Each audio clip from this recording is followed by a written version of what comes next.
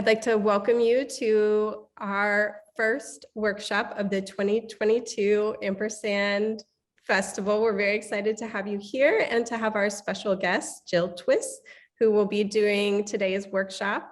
She is a comedy writer who has worked on John Oliver's Last Week Tonight, The Amber Ruffin Show, and written several books. I'm going to call out one of her books that she actually brought to the festival and did a signing for us, Marlon Bundo.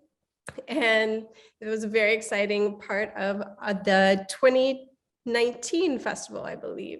So we're excited to have her back. And with that, I will hand it over to Jill. Hi, I'm Jill, and I'm excited that you're all here. Do not feel like you have to turn on your cameras, but if you want to turn on your camera, I would love to see your face and know that I'm actually talking to people. Also, there's not a ton of you, so if you want to ask questions in the chat whenever you want, you're welcome to do that. I would say, if you can, grab a pencil and a piece of paper, or a pen and a piece of paper. You can totally use your computer, but I find that brainstorming usually works a little bit better on pencil and paper, at least for me. So grab one if you have a chance. Also, if you think of it in the next minute or so, put in the chat like why you're here, if you feel like it. If you're specifically interested in like children's book writing, or you're specifically interested in late night writing, or none of those things, and you're actually like a sculptor who's in the wrong place or in the right place, let me know. It would be great, just so I have some idea of why you're here and what you're interested in. So let's get started. Hi, I'm Jill Twiss. For those of you who are William and Mary people, oh, I didn't say there's going to be a question and answer at the end. So if I don't make any sense, stop me now and ask questions. But if you have bigger questions about like the TV writing industry or something, you will have a chance to ask them at the end. But for William and Mary people, I graduated in 1998 with a major in music, specifically clarinet. So you can probably guess that my life turned out exactly the way that I thought it was going to while I was at William and Mary. Everything worked out perfectly. And when I was asked to do this seminar, I sort of had to look back at my career and go, what is it that I do? What am I good at exactly? What is a thing that I could possibly teach people? Just for those of you who don't know, a little rundown of what I do, of my career. I was a writer for 6 years on a show called Last Week Tonight with John Oliver on HBO, where I wrote comedy pieces about things like lethal injection or opioid addiction or abortion. I also write children's books. My first children's book was about, as she mentioned, was about a gay bunny who was not allowed to get married. I've written 3 more children's books about things like immigration and voting. Most weeks I now write a segment for, or I help write a segment for the Amber Ruffin Show on Peacock. That's called How Did We Get Here, which is usually about the history of racism and how it relates to today. And my last big project was a book about ALS. So after I sort of went through my career in preparation for this, I went, oh my God, I write comedy about the world's shittiest things. That's what I do. That is my thing. I have a thing. I have the world's weirdest and saddest specialty. By the way, if you are offended by swearing, you can send me a private message and I'll try to stop doing it. You don't have to say it in front of everybody. I probably will swear. Also, I can't see my notes and the chat at the same time. So if there's something anyone needs me to know, make sure you raise your hand or somehow make sure that I know. But yes, if you don't want me to swear, let me know and I will do my best. I will give it my best try. So yeah, the thing I do is I write comedy about the most depressing things in the world. That's my thing. And great news for me, the world sucks right now in a lot of ways. We are in the middle of a just horrifying war, in the middle of a once in a century pandemic, which is so on the nose that if you tried to pitch that to producers, they would be like, pick one. Both of these things could not possibly happen at the same time. This is unrealistic. No one's ever going to buy it. So we're in what I choose to believe is a tough time for our country, because I have to believe that like our whole lives are not going to continue to be like this. So what I want to talk about today is a little bit about what it's like to write comedy about the world's worst things. And also, I would like you guys to maybe come out of here with a couple of ideas for yourselves about what is going to be your next piece of art, whatever that might be. So before we do anything else, I'm going to ask you guys to make a list. Just to warn you, I'm not going to make anyone like read anything out loud. I'm not going to make you recite your list. You don't have to share things. So don't get stressed out ahead of time about a thing that might happen. But I want you to write at the top of the page things I am furious about. And what's going to happen in a minute, it's things I am furious about. And I'm going to give you, in just a minute, I'm going to give you about 3 minutes to make a list. And just to be clear, like what can go on this list, it can be big things. It could be like climate change or you know, the Don't Say Gay bill in Florida. But it also absolutely can be tiny things like, you know, people who don't return their card at the grocery store, or slow walkers, or people, those plastic packages that you can't open without like cutting your hand, whatever. Anything can go on this list. The one thing I'd ask is that you don't stop and think about it. Again, there's no pressure to this. You are not going to be sharing it. But I'm going to give you 3 minutes. Wait, let me check and make sure there are no questions. Anyone have questions about this? Okay, well, your 3 minutes starts right now.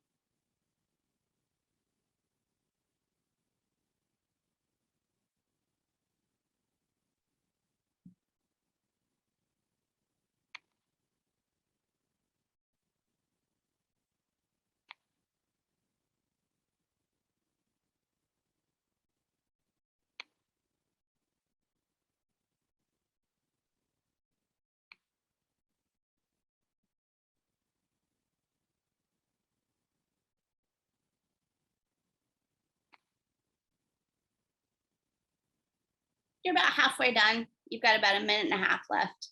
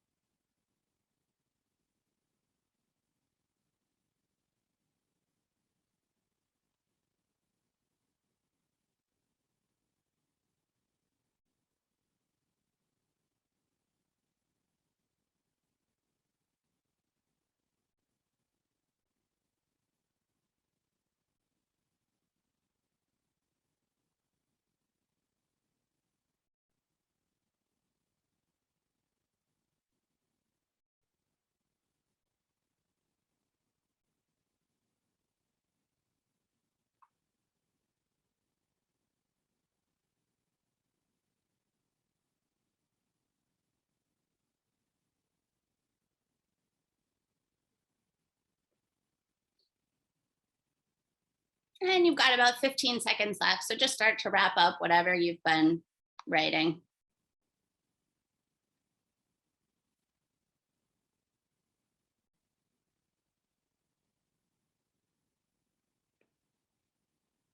And let's call that time. If you feel like it, in the next minute or so, if you want to, you can put a couple of the things you're furious about in the chat. There is a possibility I will read them out loud. So if you don't want them said out loud, don't put them in there. I'm going to read them during the next thing you're writing. So if you want to, in the next minute or so, just write in the chat a couple of the things that you are furious about. In the meantime, I'm going to talk about why I think I make art about terrible things. And I have to say, it's not a question I ask myself a lot. But as I started to think about this, I realized that, like, when I was at Last Week Tonight, I would volunteer for the lethal injection stories. I would volunteer for, just often like the world's most horrifying and saddest stories. And I think part of it, honestly, is I think, like a lot of William and Mary people, I like to do the thing that I think is the hardest. For whatever reason, I think that that's something just being really difficult and dark, and then writing jokes about it really appeals to me. But the other thing here that I think is worth mentioning is that comedy is, I think, usually just fancy complaining, or at least a lot of kinds of comedy. Probably not the kind of comedy where you, like, slip on a banana peel. But on the whole, I think most of what we see in comedy today is funny complaints. There are amazing art forms where you can, you can write a poem that's like, wow, aren't flowers pretty? But that's not something that works very well in comedy. So I think by nature, we are doing something that requires there to be something wrong in order for it to work. I'm also a pretty practical person. I remember when I was in high school getting ready to go to William and Mary, I had to do a scholarship essay. And I remember the assignment was, who would you like to go back in time in history to meet? And immediately I was like, well, I'm not going to go meet anyone good because I will just screw it up. I'm just going to, I can't go back and meet Thomas Jefferson, because what if I accidentally convince him not to write the Declaration of Independence? Clearly, the only thing I can do is go back and meet someone terrible, because at least then you could only make things better. And I think that's a little bit of why I like to write comedy about dark things, or about depressing things, or about things that I'm mad at. Good things are already doing great. They're fine. Nobody has any problem with good things. But talking about horrible things is the only way I think that we can deal with them. It's the only way that we can change them. And artists and writers and comedians, I think, are the only ones that frankly can make them interesting enough to keep people's attention. And I think that's a big part of our role in all of this. One of that, just as an example of sort of how I used my list of things I'm furious about, was in how I wrote this book, A Day in the Life of Marlon Bundo. I was a writer at Last Week Tonight, and we got a press release. I should say a backstory, which is that I was obsessed with the vice president's daughter's bunny, Marlon Bundo, who had an Instagram that I was extremely into. I'm going to say, like, in an uncomfortably obsessed way. And I just thought, like, I loved that bunny. I thought Marlon Bundo was a great name. And then I got a press release one day that they were writing a book about Marlon Bundo, and I was furious. I don't know. I mean, that's not a normal reaction, but I had a lot of, we'll say, political disagreements with how Mike Pence had treated gay people in his own state. And I thought, no, like I want to write a book about Marlon Bundo. Which again, that's kind of an insane thing to think. But luckily, I worked at a place where I frantically typed up a thing saying, absolutely not. I think we should write our own Marlon Bundo book. And my boss said, okay, sure, write something. And that was how we got the book. And it really came down to me saying, like, what exactly am I mad at about this? And in what way, what am I mad at in a way that something can change, that something could be better? Because sometimes you're just mad and there's, you know, it is a rock that can't move.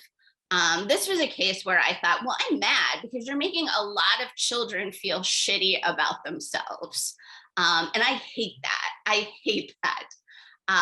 And so what can we do? We can try to create something that will make kids feel great about themselves.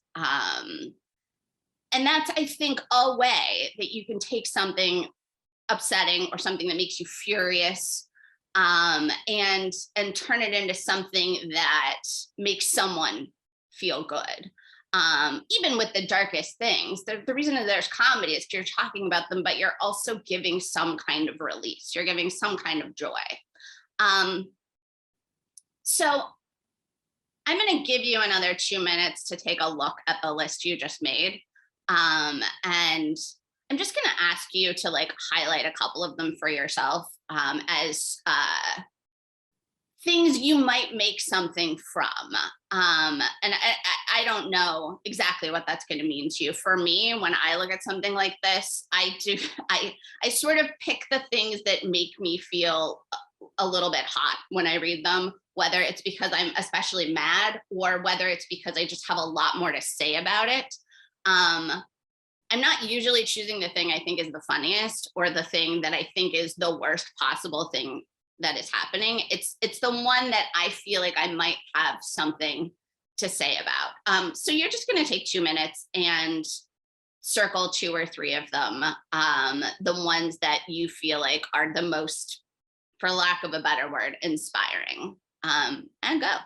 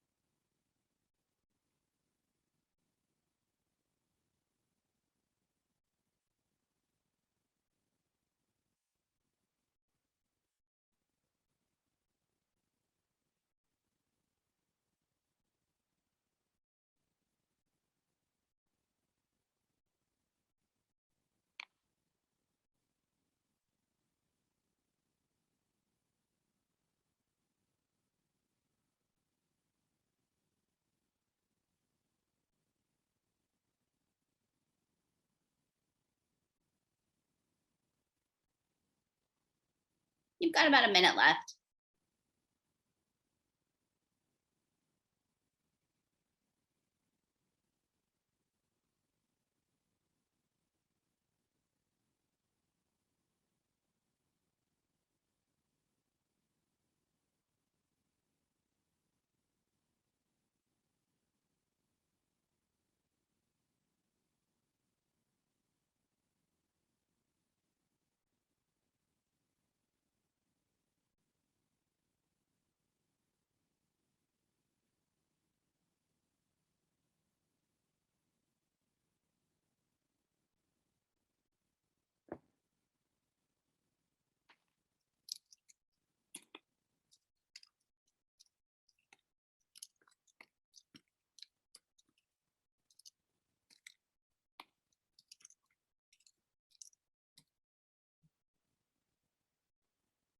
And stop.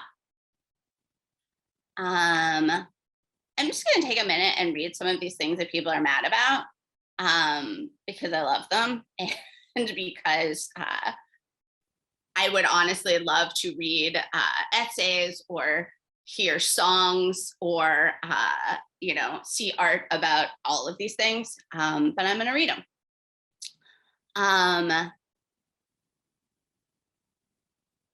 The state of independent music, where men are given a whole lot of leeway that women can't afford. Man, I feel you there, because I think in some ways comedy can be like that too.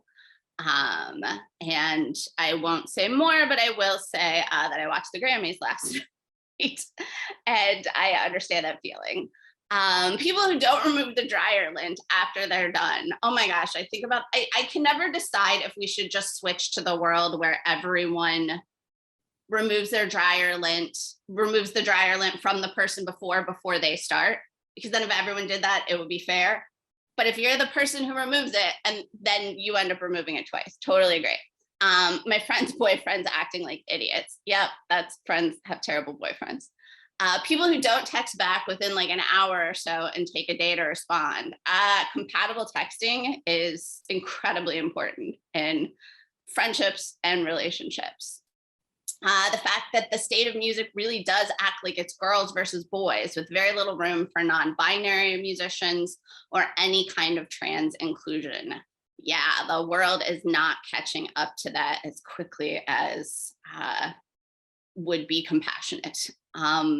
People who don't wear their masks over their noses. The pandemic has made me uncomfortable around nostrils. I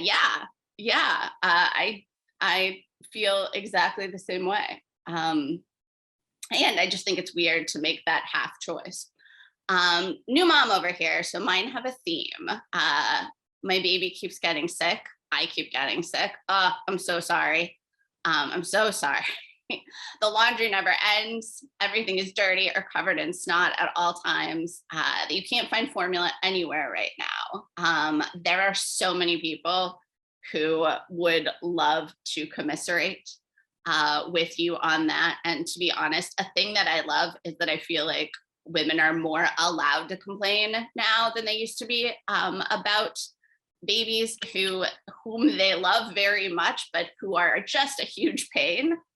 And people who act like weight should still matter as a moral value marker in the workplace, social, or dating circles.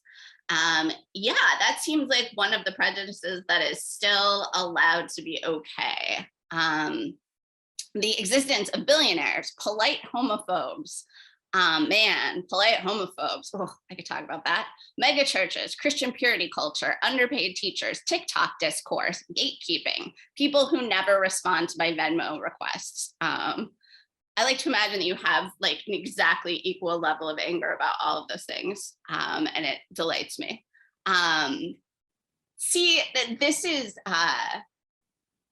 This is very much me, because I get so excited about things people are mad at. And also, by the way, if you heard any of these out loud and you were like, absolutely not, I'm mad that they said that, I'm mad that they're mad about that, that is fine. That is the great thing about writing. And it's the great thing about being honest about what you're mad at, which is like not at all always reasonable.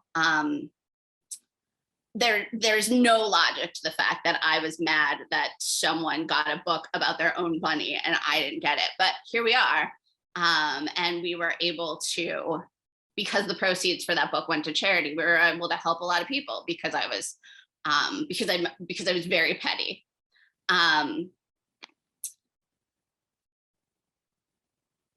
And I guess to be fair, because I did that to all of you and I read your things out loud, I should tell you a thing that would be on my list right now, that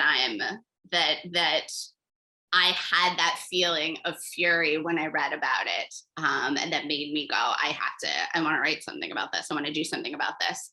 And it's an article really from probably last year, I think, from 2021 in the Washington Post, about a girl in Kansas who the prosecutor would not prosecute her rape. So she found a law from the 1840s so that she could call a grand jury herself. And it's just a really cool story. If you're interested in it, but it was for me one of those sort of things where I went, oh yeah, for me, this goes on my list of something that I'm mad at and something that I'm mad in the specific way that I have to talk about it.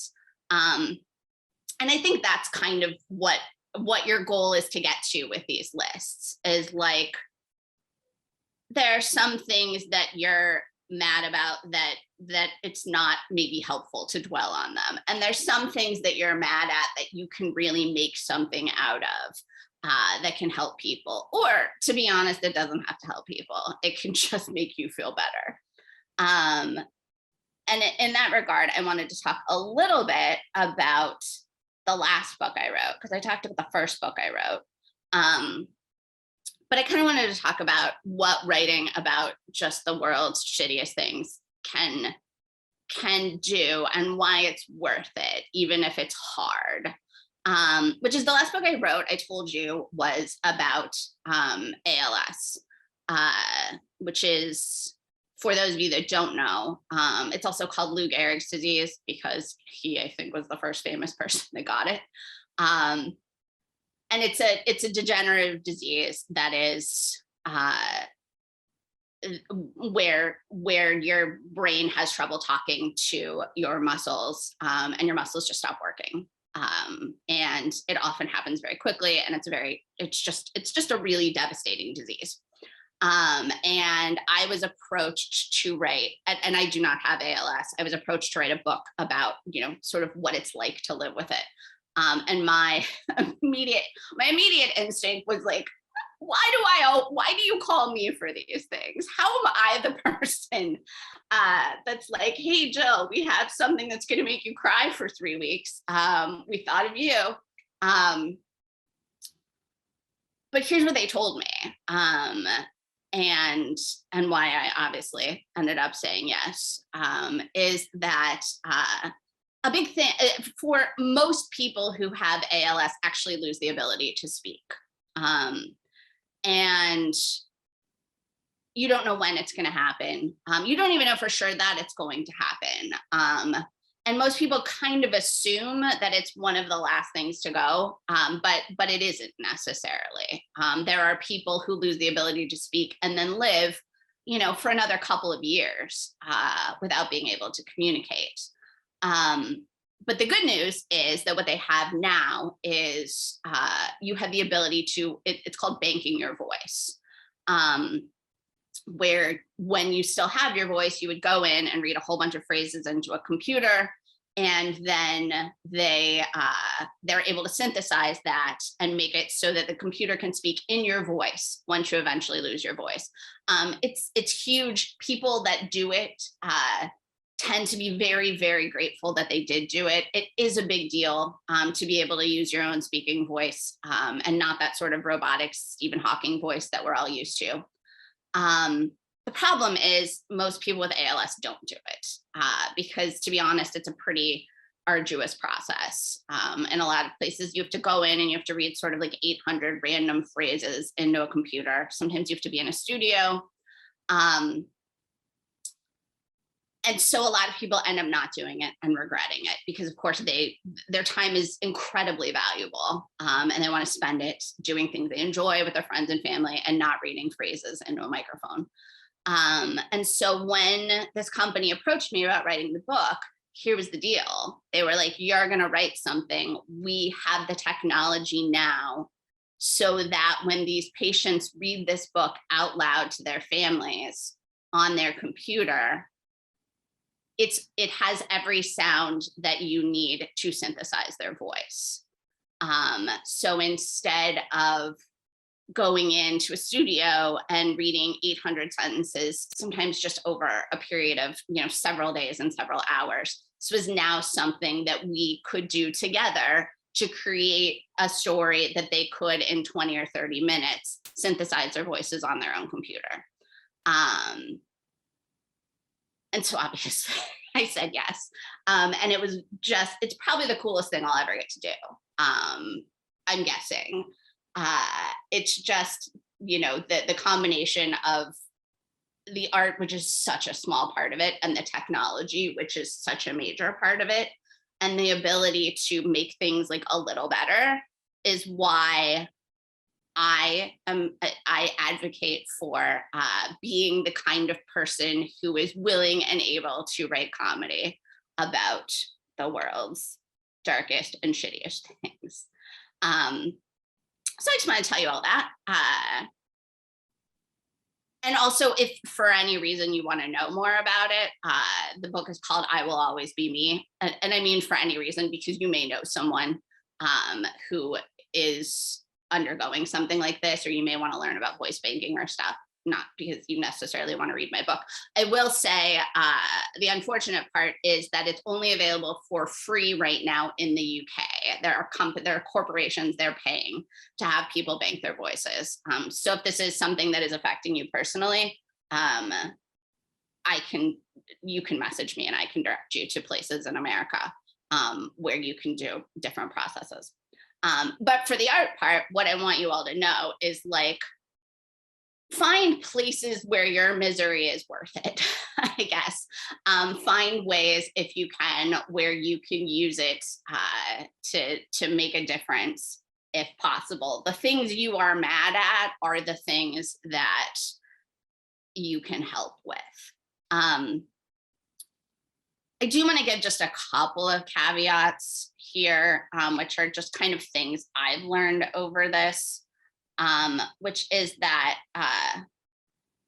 you don't have to write about the things that are traumatic to you. For some people, it really helps them. For other people, it doesn't. And so if it doesn't, don't do it.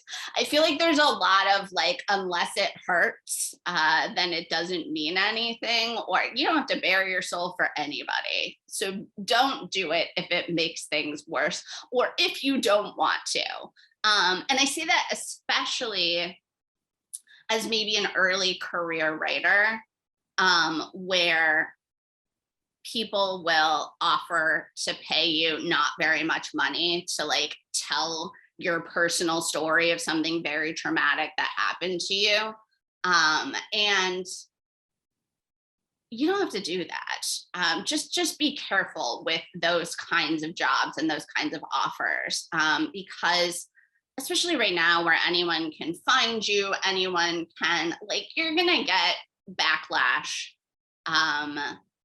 that you don't deserve. So I just kind of want to, after I spent, 35 minutes telling you to write about the world's saddest things, I will tell you that, like, personal stuff, I do not write about very much, because I don't want to hear what anybody else thinks about it. I'm not interested. If that's you, don't do it. Don't do it for, it's just not worth it. You don't have to do something painful in order to be a good writer. Or a good artist. And the last thing I wanted to do before I just take questions from anybody who wants to ask anything, is I just made a list of random tips that I have for writing. And here's sort of, they're not that many, don't worry. I will tell you that my first year at Last Week Tonight, which was my first real professional writing job, it was my first thing where I went into an office 8 or several more hours a day, and had to write on command. And let me tell you that writing because you are inspired and writing because it's due in an hour are not the same thing.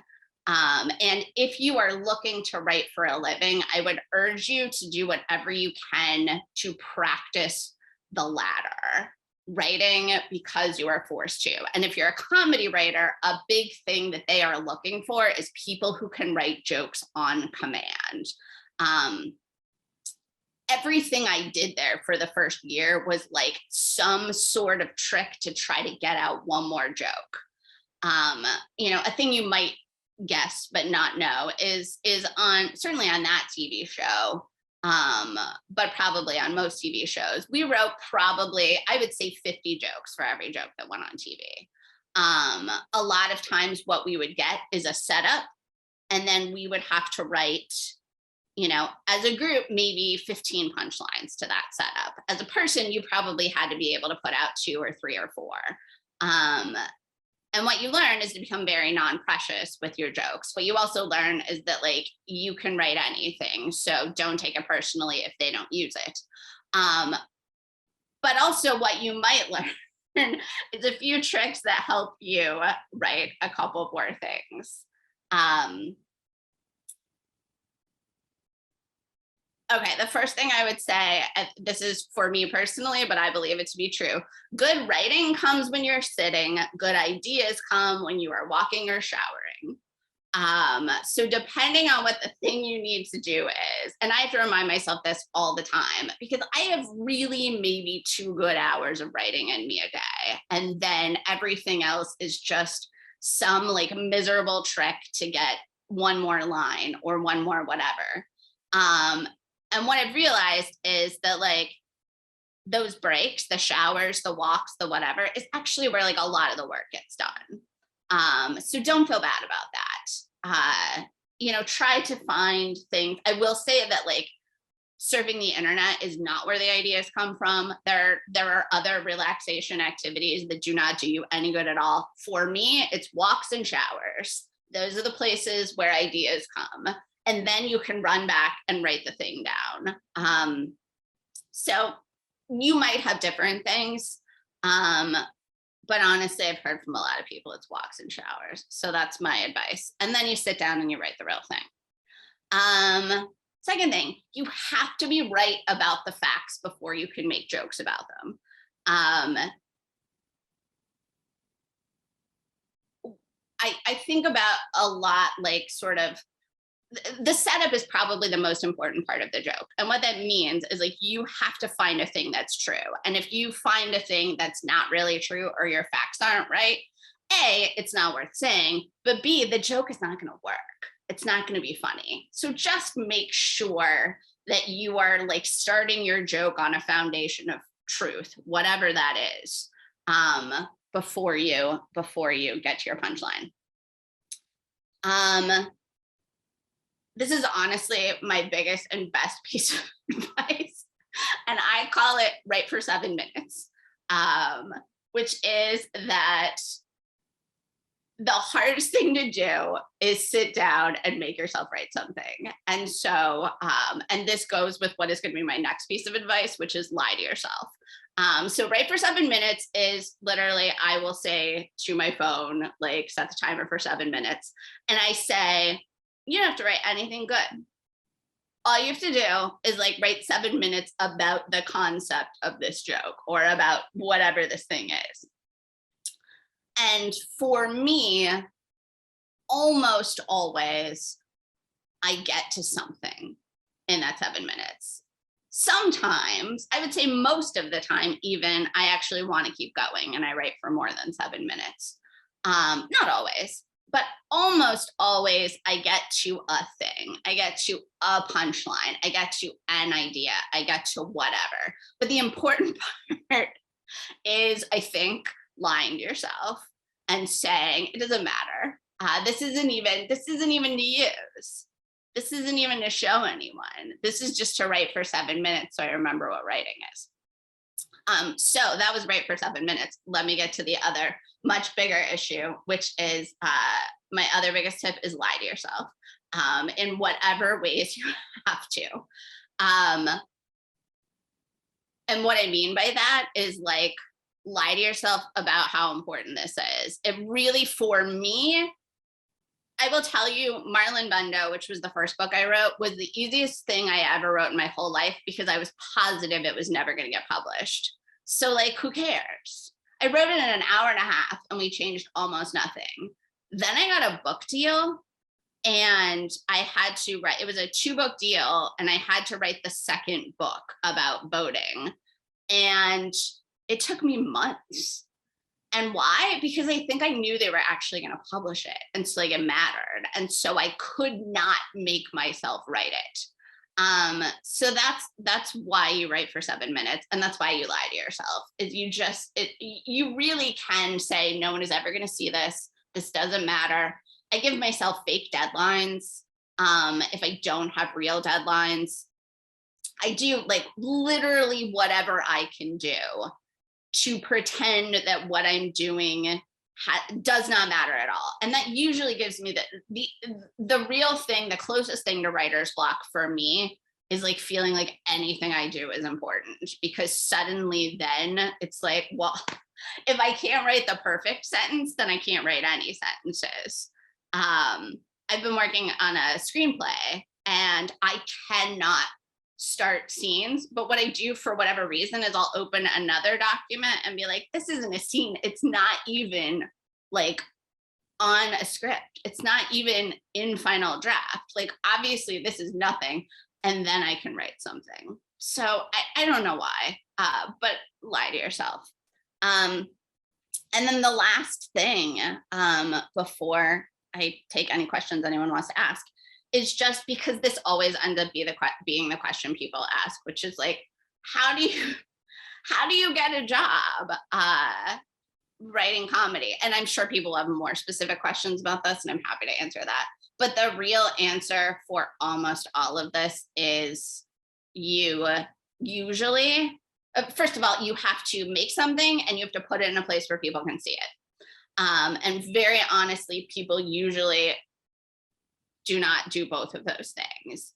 Either it's like people silently making stuff, you know, in their room, hoping that someone one day will be like, do you have a script? They won't. Nobody will ever ask you. Or it's the other way around, which are people are really great at like networking and putting themselves out there. And then when you're finally like, well, do you have a script? They're like, well, no.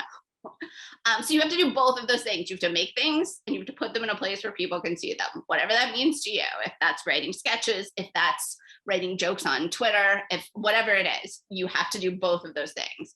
But the other thing you have to do, I think, or the other thing that makes things easier, I think, is making a group of friends who kind of want to do the same stuff you do and make stuff together. You don't know, I'm very much a singular writer. I don't collaborate on a ton of stuff, but I do have like a women in screenwriting group that we, you know, read each other's stuff. We do. And the reason that matters is not for, this is not the same as networking. I think of networking as like, try to make people who are more important than you like you, which is not my skill set. I do not enjoy that.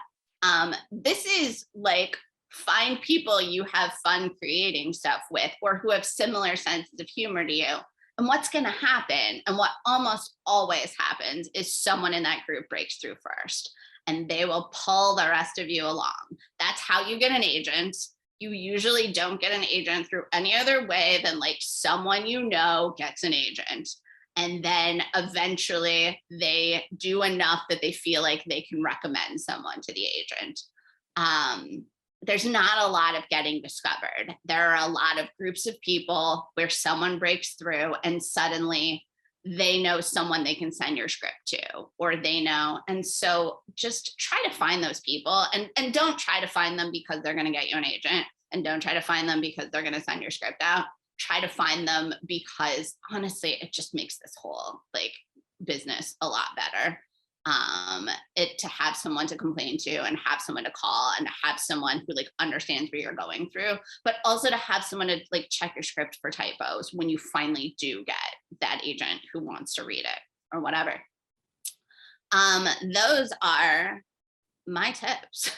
I am happy to take questions about anything I can. If you want to raise your hand and ask, you can do that. If you want to write it in the chat because you don't feel like asking out loud, you can do that too. Okay, this is, I'm gonna say Hallie, but that I could have actually cut off your name in the wrong place. I don't know. I get really nervous at the idea that my hard stuff jokes won't land. I don't want to make anyone uncomfortable. Do you have any idea how to bounce back when a joke gets awkward? Yes and no. can I, if you want to write this in the chat, can you say if you mean like in stand-up comedy or in like writing or just in a conversation or whatever? But first I'll say that like, I do think we're in a bit of a weird time for comedy in that like, I have to be, comedy is constantly calibrating what people find funny. And I don't think there's ever been a time where you could look back to 20 years before and be like, nothing has changed. All these jokes are equally funny. And that's why I'm pretty careful about like, I don't know that you get to get super offended by a joke someone made 25 years ago. I don't know. Comedy changes. And so you do, the deal that we make with comedy is that you get to say anything you want, but you also have to accept the consequences of saying it. That I feel like is the deal for professional comedians. I will say, if you're new at comedy, you are gonna say things that when you go home, you're like, why did I say that? That's not what I meant, or I didn't say that right. And I do think if you accidentally say something genuinely hurtful, you apologize, and you apologize genuinely, and you try to you try not to maybe just say, I'm sorry you took that the wrong way. But that is if you think it was, if you genuinely said something hurtful. And I have done that for sure, and especially early in comedy. Now, if it's awkward and people don't like your jokes, that might just be okay, and you might just have to live with it. That might just be what you start to do to get better at writing jokes. And at telling jokes. I'm going to read what you wrote. I do screenwriting where dark comedy is a necessity. I cover a lot of hard subjects such as homophobia and bigotry, especially in the South. So it's important to bring these things up, especially in the way of mocking bad things. But worried jokes won't land. Yeah, me too. I don't have a solution except that in screenwriting, it's a great idea to get together a group of friends and read it out loud together. And you'll start to get a feel for that. Try to find a group of people who are not going to confuse what a character says with your own thoughts. Because lots of us write really evil characters who say horrible things, and that does not mean we believe the horrible thing. And some of that is just curating who you're showing this script to. But the other thing is just be generous with yourself, that you're going to mess up and you're going to cross a line. And I think now is a hard time to cross a line. But I will say that like, when I've like confessed to people like, I said this and I didn't even know, the reaction I've almost always gotten has been, here, let me tell you a story about when I did that too. We are all like trying to figure out right now where the boundaries are. And so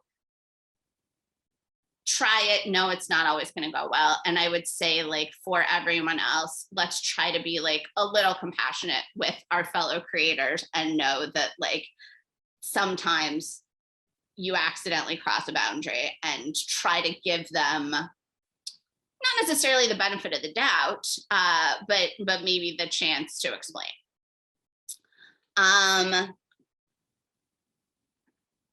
Okay, would you say a stand-up comedy background is necessary for breaking into late night comedy as a writer? No. It happens to be where I started out. I would say on the Last Week Tonight staff, stand-up comedians were maybe half the staff. Now, Last Week Tonight is a very written show. And so, one writer on there had been a speechwriter for the EPA before he worked there, but he did also do stand-up. Some of the other late night shows tend to have a lot more improv people. And that's also fine. But if you're a writer and you do not ever want to go on stage, you absolutely can be a comedy writer. A lot of our people came from The Onion, which is, if you don't know, a satire magazine. I don't even know what I would call it. But that tends to be a place where writers show up. The reason that a lot of people are stand-up comedians and they're improvisers is because that's where you make the group of friends, that you start to do the thing where you start to hear about the packets and the whatever. So if you can find a way to like get in any kind of community, it's helpful.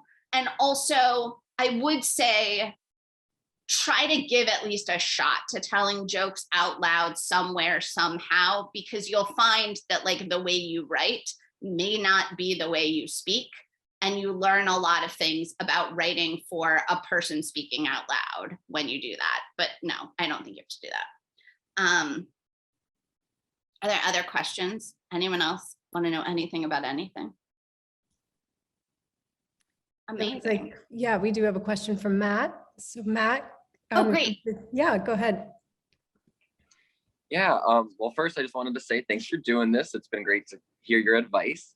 But I guess I am curious if you could talk a little bit about like the collaborative writing process, like how you, along with like a group of people, can make like a coherent voice as if it was written by one person.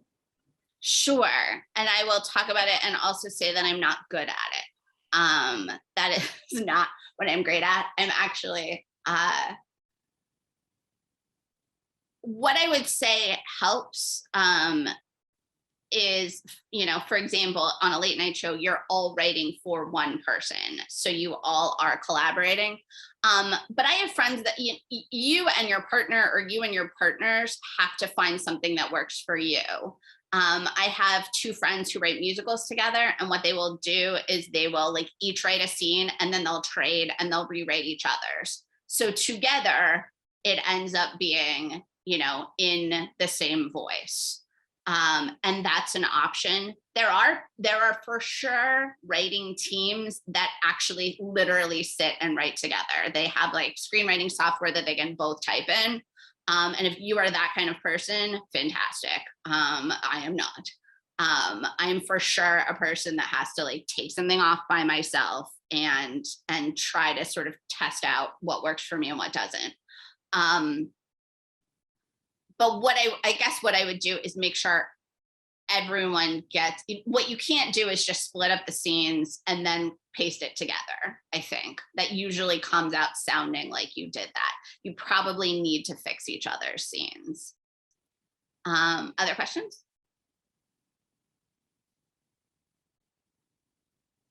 Okay, cool.